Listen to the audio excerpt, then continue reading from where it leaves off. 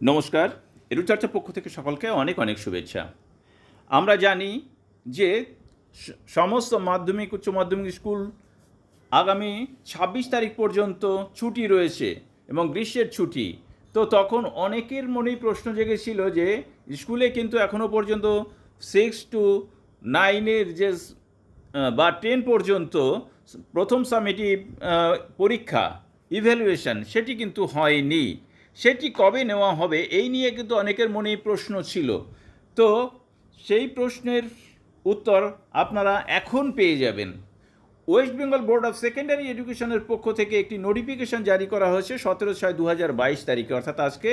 সেই নোটিফিকেশনে কিন্তু জানিয়ে দেওয়া হয়েছে যে ফার্স্ট, সেকেন্ড, থার্ড যে ইভ্যালুয়েশন ক্লাস 6 to 9 এবং এর মধ্যে 10ও আছে, এবং 10-এর যে সিলেকশন টেস্ট সেটি কবে নেওয়া হতে পারে।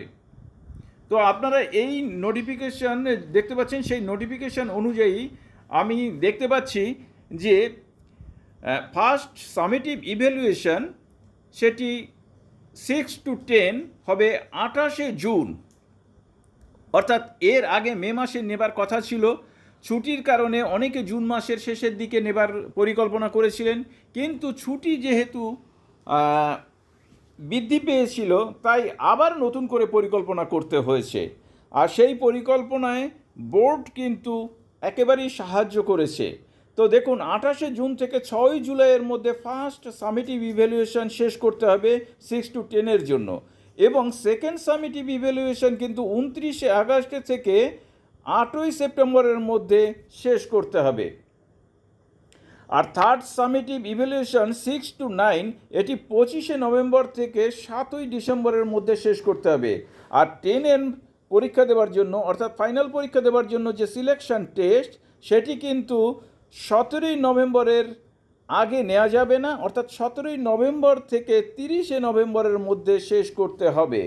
আর এখানে একটা কথা পরিষ্কার করে বলে দেওয়া হচ্ছে যে এবার কিন্তু সিলেবাস থাকবে সম্পূর্ণ, অর্থাৎ পূর্ণ সিলেবাসে পরীক্ষা হবে, সেটি মাধ্যমিক হোক বা অন্যান্য যে পরীক্ষাই হোক। আর সেই সিলেবাসের কোশ্চেন কেমন হবে তা কিন্তু ওয়েবসাইটে দিয়ে দেওয়া আছে, সেখান থেকে কিন্তু নমুনা প্রশ্নপত্র খুঁজে পাওয়া যাবে। তো যে দ্বন্দ্ব ছিল পরীক্ষা নিয়ে যে কবে পরীক্ষা হতে পারে, সেই দ্বন্দ্ব কিন্তু আশা করি এবার কেটে গেল, এবং সামেটিভ পরীক্ষা, প্রথম সামেটিভ পরীক্ষা কিন্তু এই জুন মাসের শেষেই হতে চলেছে এবং নিতে হবে। এবং 26শে জুন যে স্কুল খুলছে তারপরে মাত্র একটা দিন হাতে থাকবে, তারপরেই কিন্তু পরীক্ষা।